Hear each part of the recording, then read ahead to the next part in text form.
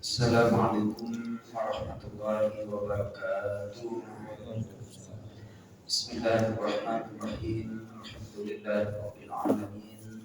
Wassalatu wassalamu ala asyrofil anbiya'i wal mursalin sayyidina Muhammadin wa ala alihi wa sahbihi ajma'in. Rabbi shrah li sadri wa yassir li amri wahlul 'uqdatam min lisani yafqahu qawli. Rabbana zidna 'ilma warzuqna fahma wa waffiqna 'amalan maqbula amma ba'du. Bapak-bapak jemaah Masjidul Ikhlas yang dimuliakan Allah Subhanahu wa taala, insyaallah kita akan melanjutkan kajian tafsir kita dari surah An-Nisa ayat yang ke-36 sampai ayat yang ke-39. Temanya adalah kewajiban terhadap Allah dan sesama manusia. Halaman yang ke-84 ayat 36, temanya kewajiban kepada Allah dan kewajiban kepada manusia. Itu kita awali dengan membaca Al-Quran surat Al-Fatihah. Silakan. Ya. Biasanya para jemaah itu, mungkin saya salah pendapat juga, ada orang lain bisa mendapat sama dengan saya. Salam bersalaman itu setelah pada sholat itu adalah bagus, ya. Tapi bagaimana seseorang yang mungkin sedang berdoa, sedang khusyuk sebagai langsung disuruhi aja tangan tanpa apa, jadi mungkin juga dia kalau menurut saya bagus saja, mungkin dia juga kesel juga karena orang masih apa dipotong jeglek gitu, nggak melihat situasional. Nah, hal-hal seperti ini mungkin saya salah, mungkin orang lain juga ada yang mendapatkan saya, tapi bagaimana sebaiknya? Nah, ini mohon tidak dijelaskan, nanti kalau di forum ini memang orangnya kan sudah banyak yang paham. Ya. Tapi kalau pada maghrib, nah itu orang-orang bersangkutan masih banyak. Karena saya melihat secara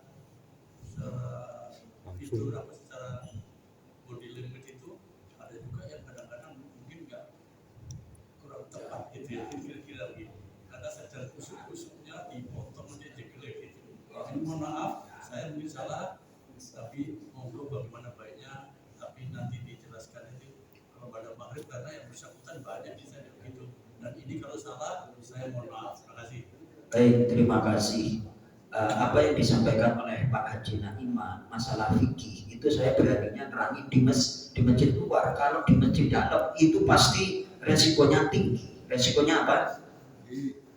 Mengajarkan fikih itu kalau di dalam masjid resikonya tinggi. Kita kan salaman itu idealnya kan setelah zikir dan saya bisa itu nerangin bisa, tapi kan pasti kesolot orang itu. Sementara kultum yang saya sampaikan adalah untuk narik simpati dulu. Kalau kajian fikih saya di luar dor. Nah giliran di dalam masjid, wah di masjid sendiri itu kan saya terima Pak Haji Naiman bahwa itu memang saya juga kadang-kadang demikian, lagi berdoa disodori tangan untuk salaman. Lalu bagaimana sikap kita adalah maafkan untuk saudaramu yang belum mengerti. Nanti kita nasihati pelan-pelan. Saudaraku, apabila ingin salaman, saya sangat suka salaman, bahkan berguguran dosa-dosanya. Namun ketika ada saudara kita yang lagi berdoa, tolong jangan salaman dulu kayak gitu. Insya Allah Pak Haji Naiman. Nah, hal-hal seperti itu kalau kemasan menyampaikannya nggak pas, kesenggol hati orang. Kalau udah kesenggol, resikonya saya Pak Karno amati materi kultum saya masalah fikih apa masalah umum kira-kira? Masalah umum. Kalau udah menyentuh masalah fikih, mending Ustaz dari luar aja suruh aman.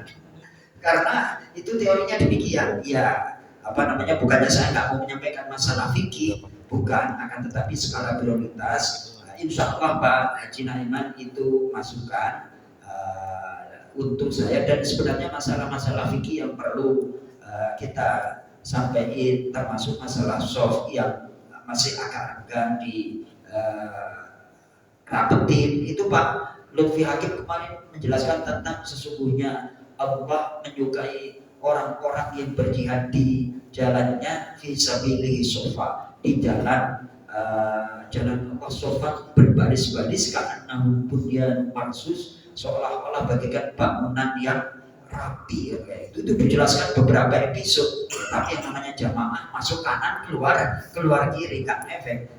Terus diingatin terus. Jadi sekali lagi untuk masalah bersalam-salaman karena ada pemahaman sebagian di antara kita, ya saya katakan aja langsung dari doktrin salafi itu habis salam nggak ada salam-salaman, langsung vonis bid'ah mereka itu, nggak ada doa dan segala macam.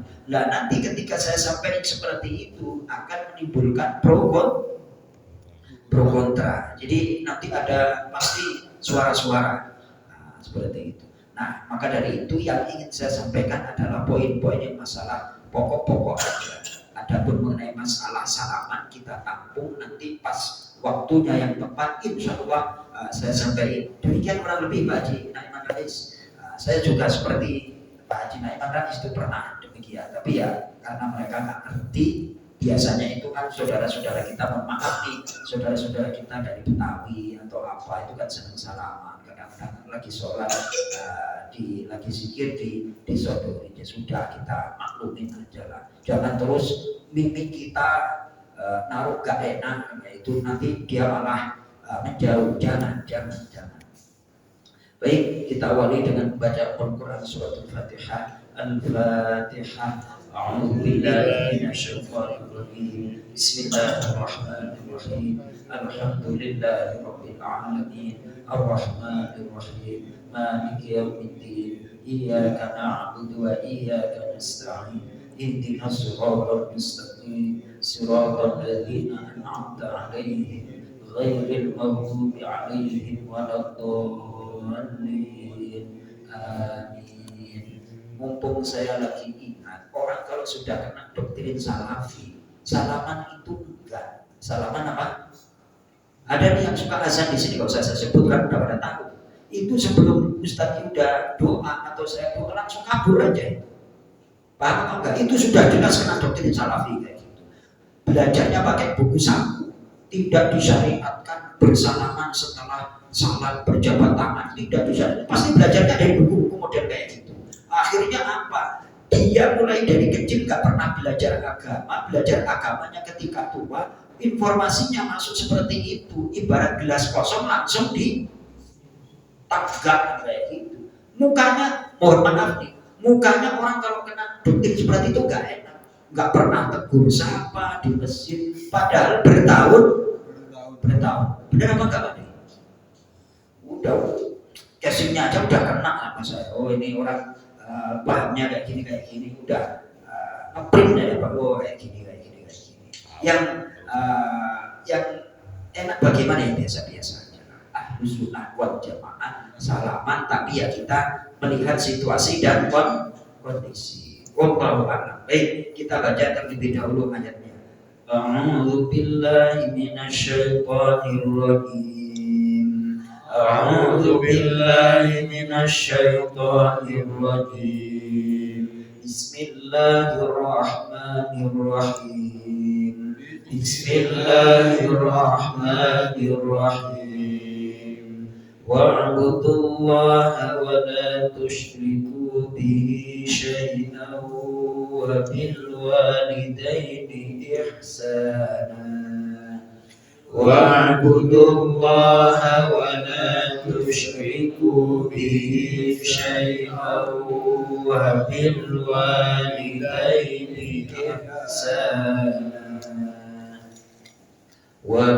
وبالوالدين إحسانا وبذي القربى واليتامى والمساكين وبالوالدين إحسانا وبذي القربى واليتامى والمساكين والجار ذي القربى والجار الجنب والصاحب بالجنب وابن السبيل والجار ذي القربى والجار الجنب والصاحب بالجنب وابن السبيل وما ملكت أيمانكم وابن السبيل وما ملكت أيمانكم إن الله لا يحب من كان مختالا فخورا إن الله لا يحب من كان مختالا فخورا الذين يبخلون ويأمرون الناس بالبخل الذين يبخلون ويأمرون الناس بالبخل ويكتمون ما آتاهم الله من فضله ويكتمون ما آتاهم الله من فضله وأعتدنا للكافرين عذابا مهينا وأعتدنا للكافرين عذابا muhina. Baik, 2 ayat aja. Itu tadi agak terpotong-potong sebelum wakaf karena nafas saya nggak mampu. Silakan Ustaz Ida dibaca ayat 36 37. أعوذ بالله من الشيطان الرجيم بسم الله الرحمن الرحيم واعبدوا الله ولا تشركوا به شيئا وبالوالدين إحسانا وبذي القربى واليتامى والمساكين والجار ذي القربى والجار الجنب والصاحب بالجنب وابن السبيل وما ملكت أيمانكم إن الله لا يحب من كان مختالا فخورا الذين يبخلون ويأمرون الناس بالبخل ويكتمون ما آتاهم الله من فضله وأعتدنا للكافرين عذابا مهينا. Allah, Masya Allah, Sadaqallahul Azim, Sadaqa Rasulun Nabi Karim, wa nahnu ala dhalika minasyahidin wa syakirin walhamdulillahi rabbil alamin. Mic-nya kelihatan rasanya kurang kencang. Iya benar. Alhamdulillahi rabbil alamin. Ini kalau ibarat motor Ustaz Yuda ini cc-nya berapa Ustaz? 500 kali. 250. Kalau Mas Totok cc-nya berapa Mas Totok? 225. 225. Oh, udah deket dong berarti. Alhamdulillahirabbil alamin. Motornya bukan orangnya. Alhamdulillahirabbil alamin. Sekali gas itu dapat 3 baris baru berhenti. Alhamdulillah. Ya, saya spesialis kelas 125 cc. Spesialis 125 cc. Yang biasa dipakai apa? 75 cc. Wa'budullah, itu kelas 2 apa? 75 cc. Tapi kan bisa diikuti. Benar apa enggak? Alhamdulillah. Jadi hadisnya adalah zayyinul Qur'an bi aswatikum, hiasilah Al-Qur'an dengan suara indah. Rasulullah sallallahu alaihi wasallam apabila beliau lagi berkumpul bersama sahabatnya, biasanya meminta salah seorang sahabatnya untuk membaca Al-Quran. Kemudian sahabatnya itu bertanya, wahai Rasulullah, Al-Quran kan diturunkan kepada engkau, kenapa engkau memerintahkan diriku? Inni uhibbu an asma'a, aku senang apabila Al-Quran itu dibaca oleh selain diriku. Tuh, Masya Allah, Alhamdulillah Rabbil Alamin. Baik, temanya adalah kewajiban kita kepada Allah dan kewajiban kepada sesama manusia. Hubungan ayat 36 dan ayat sebelumnya adalah permulaan surah An-Nisa sampai dengan ayat yang lalu mengandung nasihat dan petunjuk yang harus dituruti, yang harus diamalkan oleh setiap yang menginginkan keselamatan dan kebahagiaan dalam hidupnya, juga dalam rangka keselamatan hidup bermasyarakat atau hubungan antara sesama manusia dengan manusia pada umumnya. Maka di dalam ayat ini dijelaskan tentang kewajiban seorang kepada Allah dan kewajiban terhadap sesama manusia. Kewajiban kepada Allah adalah beribadah dan mengabdi kepadanya dengan penuh ketaatan, kerendahan hati, dengan merasakan kebesaran dan keagungannya, baik dengan terang-terangan atau dengan sembunyi-sembunyi. Nah, terang-terangan itu kan kalau berdosa jelas. Kalau dosa tersembunyi itu adalah dosa yang ada dalam, kayak ngedumel tadi, ini ngapain ini orang sholat kok mengkor-mengkor kan kayak gini. Akhirnya gara-gara Allah gak terima, ya masih disentil itu, dia apa? Disentil, akhirnya kena asam urat itu. Coba bayangin, terus sekarang udah sembuh lagi. Astagfirullah, ini adalah gara-gara kemarin ngedumel orang yang lagi hati-hati, orang lagi di masjid itu jadi wali Allah. Pak Nur Rahman, Pak Hari Prabowo, Pak Haji Roto, itu semuanya kita di sini, Pak Hedi Gunawan lagi jadi wali Allah. Jadi wali Allah, hati-hati, jangan macam-macam. Pak Mandra, ayo. Bismillahirrahmanirrahim. Bismillahirrahmanirrahim. Wa'budullaha, dan sembahlah Allah oleh kalian. Jadi ibadah itu, ikuti saya Pak Mandra. Bismillahirrahmanirrahim.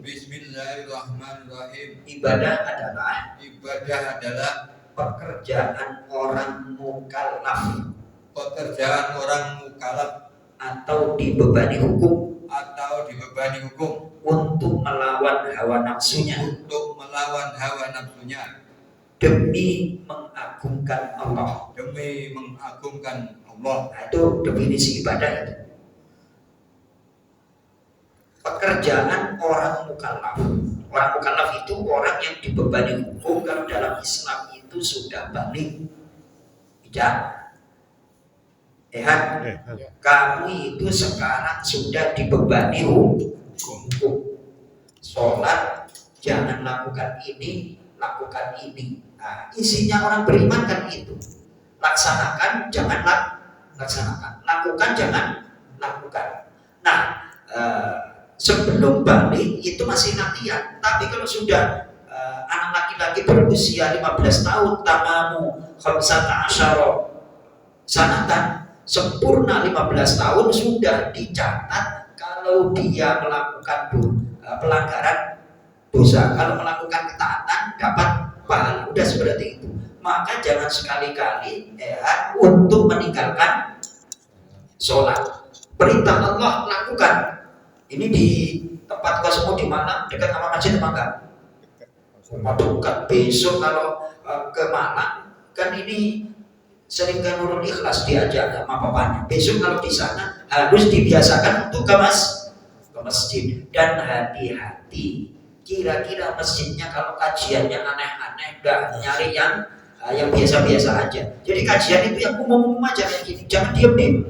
Masalahnya mahasiswa itu riskan. Kadang-kadang kalau dia enggak punya dasar yang kuat, kena itu nanti. Ya.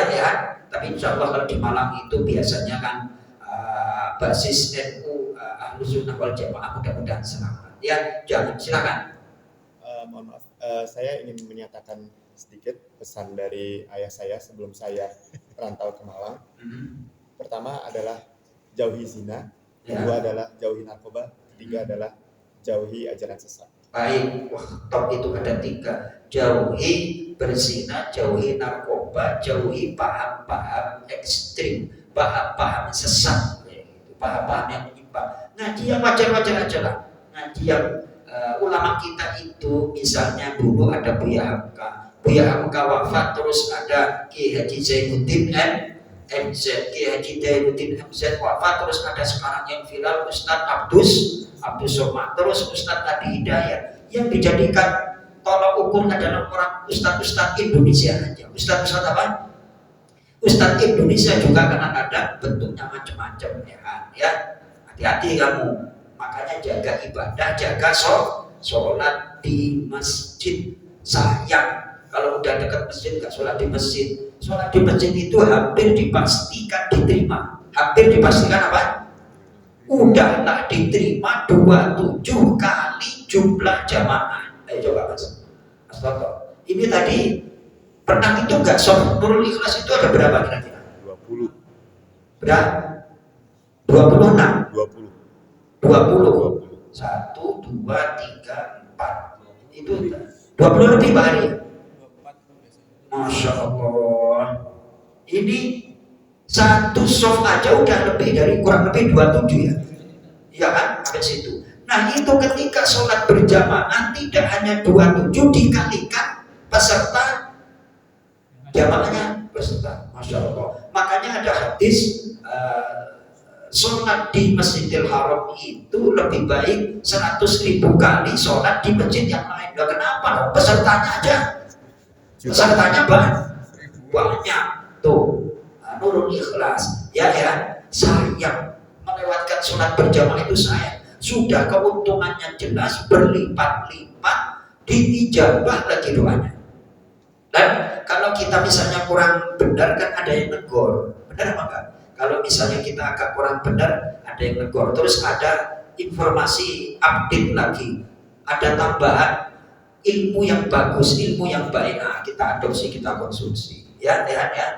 Jadi beribadah itu adalah apa tadi Pak Mandra? Pekerjaan orang mukallaf untuk melawan hawa nafsunya. Tidak ada ibadah yang menyenangkan bagi nafsu. Tidak ada ibadah yang ayo, sholat menyenangkan apa enggak bagi nafsu? Lagi enak main HP, Allahu Akbar, ya kan? Puasa, apalagi puasa nih, hari kalau kira-kira jam 2 siang itu enaknya apa itu? Tidur. Masya Allah, tidur terus kok ada apa namanya perempuan enak banget tuh minum segala macam. Karena lagi datang bulan, lagi apa? Lagi datang bulan itu enak aja sambil tuh makan tantem. Ini makhluk satu ini yang kayak gitu, ya kan? Jadi ibadah itu tidak ada yang menyenangkan bagi hawa nafsu. Sholat jelas Mustafa, zakat udah capek-capek cari duit, suruh keluarin, ya kan? Ya Allah ya Karim. Terus puasa, gak enak bagi hawa nafsu. Kemudian apa lagi? Ngaji. Daripada ngaji kan ngobrol ini. Menurut hawa nafsu. Hanya ibadah yang menyenangkan itu cuma satu. Ibadah ideal namanya. Ibadah apa? Ibadah ideal itu yang menikah. Udahlah enak dapat pahala lagi. Tuh, alhamdulillah. Saya tanya nih. Cita-cita tertinggi S2 apa doktor apa menikah? Dua-duanya. Ini saya nggak nyinggung seorang apa siapa nih Pak Atim ya. Udah profesor doktor tapi belum menikah. Kira-kira ideal apa enggak itu ya? Berarti cita-cita tertinggi itu adalah menikah. Setuju? Wah, alhamdulillah. Ya mana ya ibadah tertinggi itu apa? prestasi, sudahlah dapat pahala, enak lagi. Alhamdulillah. Mudah-mudahan yang belum nikah segera mendapatkan jodoh dari Allah Subhanahu wa taala. Amin. Ingat ya. Saya ya tampak pas-pasan seperti ini, ganteng juga enggak, jelek juga enggak menurut saya nih. Tapi karena saya berusaha menjaga diri, jodohnya juga insya Allah nanti sesuai dengan kepribadian kita. Ya, nggak usah muluk-muluknya nih. Jadi perbaiki perilaku kita, insya Allah jodoh kita akan diperbaiki oleh Allah Subhanahu wa taala. Setuju Ustaz Yuda ya? Alhamdulillah. Ini kelihatannya wajahnya sudah mulai bersinar, ini kelihatannya ada tanda-tanda kabar bahagia ini. Ya, alhamdulillah. Ya, Pak Mandra, ibadah yang tidak bertentangan dengan hawa nafsu, yang menyenangkan bagi hawa nafsu apa Pak Mandra? Menikah. Benar apa enggak Pak Karma? Wah, itu namanya ibadah ideal. Top itu ya. Pak Latif, kok senyum-senyum Pak Latif? Silakan diminum itu, silakan diminum. Alhamdulillahirabbil alamin. Lanjut Pak Mandra. Wala tusyriku dan janganlah kalian mempersekutukan bihi dengannya yakni Allah syai'an sedikit pun. Tuh. Kenapa sih Allah itu sangat murka apabila dipersekutukan? Lah orang makhluk yang lain gak punya andil kok diibadahi.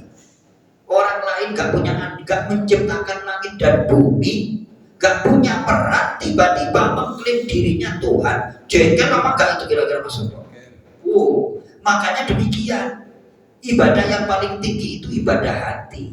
Ibadah hati itu beriman kepada Allah. Maka dari itu dosa yang paling tertinggi dosa hati, mempersekutukan Allah Subhanahu wa taala. Lanjut. Wabil walidaini dan kepada orang tua kedua orang tua ihsanan berbuat ihsan. Ihsan itu sebenarnya adalah memberikan lebih besar daripada menerima. Ihsan itu memberi lebih banyak daripada tapi tetap gak mungkin bagi seorang anak untuk membalas jasa orang tua. Makanya bagaimana? Ya kewajibannya seumur hidup anak itu berbakti kepada orang tua. Karena kebaikan orang tua itu gak mungkin dibayar oleh anak. Maka dari itu Allah mewajibkan berbakti kepada orang tua sampai akhir hayat anak tetap berbakti kepada orang.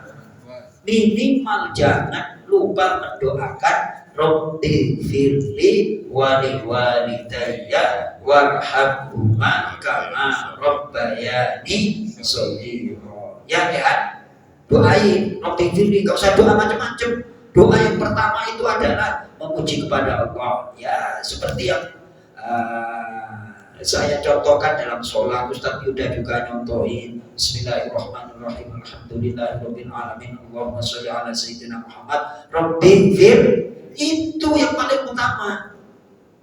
Ketika kita mendoakan Rabbi firli, derajat orang tua itu naik. Derajat orang tua itu naik. Silakan dibuka surah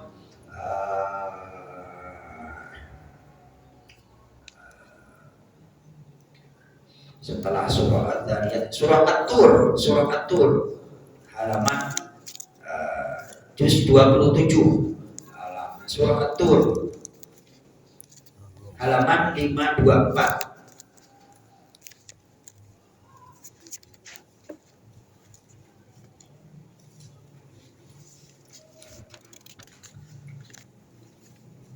Halaman 524. Ayat yang ke-21. Silakan Ustaz Yuda dibaca. Walladzina amanu أعوذ بالله من الشيطان الرجيم بسم الله الرحمن الرحيم والذين آمنوا واتبعتهم ذريتهم بإيمان ألحقنا بهم ذريتهم وما ألتناهم من عملهم من شيء Allah. كل امرئ بما كسب رهين Allah. Itu mulai dari waladzina sampai min syai' itu terus terang saya nggak kuat Pak. Mas Toto itu kalau baca sekaligus itu karena sisinya cuma 120 125 tuh Mas Toto dibaca artinya silahkan pelan-pelan ayat 21. Dan orang-orang yang beriman beserta anak cucu mereka yang mengikuti mereka dalam keimanan, kami pertemukan mereka dengan anak cucu mereka di dalam surga, dan kami tidak mengurangi sedikit pun pahala amal kebajikan mereka. Setiap orang terikat dengan apa yang dikerjakannya. Masya Allah. Jadi ketika kita beriman, anak kita beriman, cucu kita beriman, ketemu di surga nanti. Jadi Mas Toto besok mudah-mudahan kita bertemu dengan orang tua kita besok di surga Allah Subhanahu wa Ta'ala. Cuman passwordnya la ilaha illallah Muhammadur Rasulullah. Jaga iman itu. Udah, ini janji Allah akan dipertemukan dengan orang tua kita karena beriman. Maka jangan sampai saya kemarin ya Allah ada ya kenalan lah sering ngaji sama saya itu kerja di bank lah, itu istrinya tiba-tiba terus kemudian agak condong ke mungkin ya sama-sama sibuk kerja, sama-sama sibuk bekerja. Yang satu profesinya di chef, yang laki-laki, terus perempuannya kerja di bank swasta atau apa. Lama-kelamaan condong ke Nasrani. Loh, hati-hati Mas. Saya sampai iya Pak Ustaz, ini sana saya terus. Ternyata lama gak berhubungan, hubungi saya. Wah, lebaran kan ceritanya Mas Toto. Gimana? Waduh Pak Ustaz, sekarang saya udah pisah sama istri. Kenapa? Kayak gitu. Ini dia sudah keluar dari Islam. Astagfirullahaladzim. Dan terus anaknya gimana Mas? Saya tanya seperti itu. Bersyukur Ustaz, alhamdulillah anaknya gak dibawa. Anaknya ikut saya, sehingga anaknya itu sekarang yang rawat siapa? Alhamdulillah mama, jadi neneknya. Coba bayangkan. Itu pukulan yang luar biasa itu. Ya, ya, gak ada bahagianya, Na'udzubillah min dzalik. Pokoknya apapun kalau kita beriman kepada Allah, ujung-ujungnya bahagia aja deh. Ujung-ujungnya apa? Ujung-ujungnya bahagia seperti itu. Jadi sekali lagi orang yang jadi orang tua ditanya, ini di dalam tafsir Ibnu Katsir, ya Rabb, di mana anak-anakku? Mereka itu amalnya tidak selevel dengan amal, artinya amal mereka berkurang, tidak seperti amal. Lalu penghuni surga dari orang tua ini berkata, ya Rabb, aku beramalkan tidak hanya untuk diriku, akan tetapi juga untuk anak-anak cucuku. Akhirnya gara-gara kebaikan orang tua sampai di akhirat. Jadi kebaikan orang tua itu tidak hanya di dunia, sampai di akhirat pun ingat anak cucu. Ya udah deh kalau seperti itu. Akhirnya level surganya itu dinaikkan bersama orang tua sampai wa ma alatnahum min amalihim min syai', dan amalnya itu tidak dikurangi. Ulangi Mas Toto sekali lagi ayat 21 pelan-pelan. Dan orang-orang yang beriman beserta anak cucu mereka yang mengikuti mereka dalam keimanan, kami pertemukan mereka dengan anak cucu mereka di dalam surga, dan kami tidak mengurangi sedikit pun pahala amal kebajikan mereka. Setiap orang terikat dengan apa yang dikerjakannya. Masya Allah. Mudah-mudahan kita semuanya dipertemukan dengan orang tua kita, dengan berkah rahmat Allah, dengan kebaikan orang tua kita, kita berkumpul nanti di surganya Allah Subhanahu wa Ta'ala. Amin ya rabbal alamin. Masya Allah. Bajina iman mantap tuh. Pokoknya passwordnya itu satu aja dijaga. La ilaha illallah Muhammadur Rasulullah. Ini ayat yang jelas bahwa orang tua bersama anak-anaknya yang beriman akan dipertemukan nanti oleh Allah di surganya Allah Subhanahu wa Ta'ala. Mudah-mudahan kita termasuk jamaah Masjid Nurul Ikhlas bersama keluarga dan anak-anak keturunan kita besok di surganya Allah Subhanahu wa Ta'ala. Terima kasih. Kita tutup dengan doa kafarat majlis. Subhanallahumma wa bihamdika asyhadu an la ilaha illa anta astaghfiruka wa atubu ilaik. Assalamualaikum warahmatullahi wabarakatuh.